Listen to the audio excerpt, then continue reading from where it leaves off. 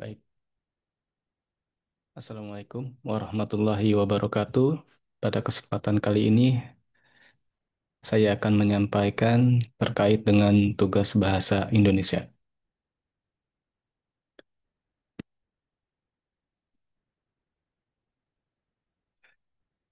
Nama saya Apep Sustenendar.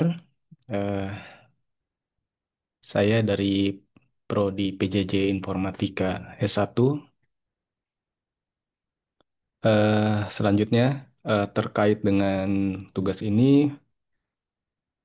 saya mengambil judul Kecerdasan Buatan dalam Dunia Pendidikan. Latar belakang pengambilan judul ini karena pada saat ini terkait dengan kecerdasan buatan atau artificial intelligence sudah sangat luas penggunaannya sehingga hmm, banyak banyak faktor yang bisa menjadi objek penelitian. Kemudian terkait dengan esai ini kita akan melakukan analisa yang pertama terkait dengan pendahuluan. Di sini kita akan bacakan terlebih dahulu. Pendahuluan, kecerdasan buatan merupakan teknologi yang saat ini sedang berkembang. Penggunanya sudah masuk ke segala lini kehidupan. Pemanfaatan kecerdasan buatan di dunia pendidikan dapat sangat membantu dalam hal apapun, tetapi hal ini tidak lepas dari dampak negatif dan kecerdasan buatan itu sendiri. Dunia pendidikan Indonesia sudah sangat lama menggunakan pendekatan one size fits all yang menyamakan semua peserta didik memiliki kebutuhan serta kemampuan yang sama yang ditulis oleh Armadi et al. 2024. Hal ini tentu saja menjadi tantangan bagi semua stakeholder agar dapat memanfaatkan kecerdasan buatan untuk mendukung pembelajaran yang lebih efektif dan mempunyai hasil yang lebih terasa bagi setiap peserta didik. Nah, di sini di dalam pendahuluan kita jabarkan terlebih dahulu kenapa diambil eh, atau yang pendahuluan terkait dengan kecerdasan buatan dalam dunia pendidikan. Pendahuluan ini memaparkan kenapa sih sebenarnya eh, kecerdasan buat itu tuh dapat membantu dalam pendidikan latar belakangnya apa, kemudian beberapa dampak dari kecerdasan buatan dari dalam dunia pendidikan. Kemudian selanjutnya masuk ke dalam pembahasan. Pembahasan menurut Febrianti 2025, teknologi telah menjadi aspek yang tak terpisahkan dari kehidupan manusia. Hal ini tentunya tidak berlebihan. Dapat kita lihat dari penggunaan salah satu pola kehidupan kita saat ini yang tidak bisa jauh dari HP, di mana alat tersebut sudah menjadi kebutuhan primer saat ini. Penggunaan kecerdasan buatan untuk menunjang proses belajar mengajar mempunyai dampak yang sangat positif. Yang ini dapat kita temui dalam salah satu eh, laporan jurnal yang membahas tentang kecerdasan buatan. Di antaranya mengenai AI mampu meningkatkan efisiensi pembelajaran melalui otomatisasi tugas, personalisasi pembelajaran, dan peningkatan kualitas interaksi antara guru dan peserta didik. Nah, dari tipe paragraf yang disajikan di sini, kita dapat melihat tipe paragraf ini termasuk tipe yang deduktif karena poin utama terkait dengan esainya ada di awal.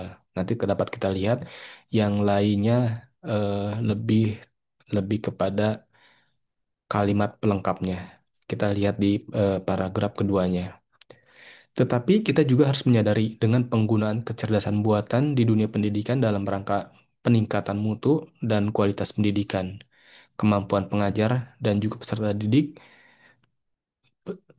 harus mempunyai standar pengetahuan dan penggunaan kecerdasan buatan, sehingga nantinya hal tersebut dapat dimanfaatkan dengan maksimal tanpa menjadi kendala, dikarenakan penggunaan alat yang tidak dipahami oleh pengajar dan peserta didik. Banyak hal di dalam lingkungan belajar mengajar yang dapat digantikan dengan alat-alat yang berbasis kecerdasan buatan. Salah satunya adalah penggunaan alat augmented atau reality, di mana peserta didik dapat belajar dengan suasana yang sudah diprogram untuk suatu pelajaran tertentu, sehingga Hal tersebut dapat menghilangkan kejenuhan peserta didik terhadap suatu pembelajaran dan dapat membuat peserta didik menjadi lebih aktif dalam proses belajar mengajar. Nah, dari paragraf yang kedua ini dapat kita lihat, ini isinya lebih pada penjabaran terkait dengan tema utamanya atau kalimat untuk pelengkap. Kemudian di paragraf yang ketiga, walaupun demikian, penggunaan kecerdasan buatan di lingkungan pendidikan dapat menimbulkan kekhawatiran bahwa kecerdasan buatan dapat menggantikan peran guru dalam mengajar. Cakraningtyas 2025. Hal ini sebenarnya tidak benar, karena bagaimanapun peran seorang guru tidak dapat digantikan oleh robot. Dikarenakan seorang guru selain penyampaian materi belajar, guru juga dapat membantu membangun hubungan secara psikologis terhadap peserta didiknya, yang hingga saat ini kecerdasan buatan belum bisa melakukannya. Manusia tetaplah mempunyai rasa empati, sedih, marah, senang, dan lainnya yang hingga saat ini kecerdasan buatan belum mampu untuk melakukannya. Nah, dari paragraf yang ketiga ini juga kita dapat lihat bahwa ini kalimat atau paragraf ini untuk melengkapi atau penjelas dari kalimat atau paragraf yang pertama. Kemudian dari esai ini eh, yang terakhir tentang kesimpulan. Kesimpulan ini lebih kepada merangkum semua topik dari mulai pembahasan utama di atas. Kecerdasan buatan merupakan suatu penemuan yang dapat dimanfaat di segala bidang, tidak terkecuali untuk dimanfaatkan dunia pendidikan. Dengan pemanfaatan benar, kecerdasan buatan dapat digunakan untuk memaksimalkan proses belajar mengajar.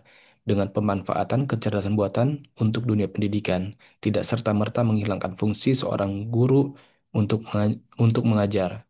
Justru dengan mengkolaborasi antara guru yang mempunyai kompetensi yang baik dan kecerdasan buatan yang tepat guna dapat membuat proses belajar mengajar yang tadinya monoton dapat dilakukan dengan penuh kreativitas. Baik guru dan siswa dapat mengeksplorasi materi yang diajarkan sehingga diharapkan setiap materi yang diajarkan dapat diserap oleh siswa dengan baik dikarenakan penyampaian dengan penggunaan kecerdasan buatan. Nah, dapat kita lihat kesimpulan merangkum isi dari esai.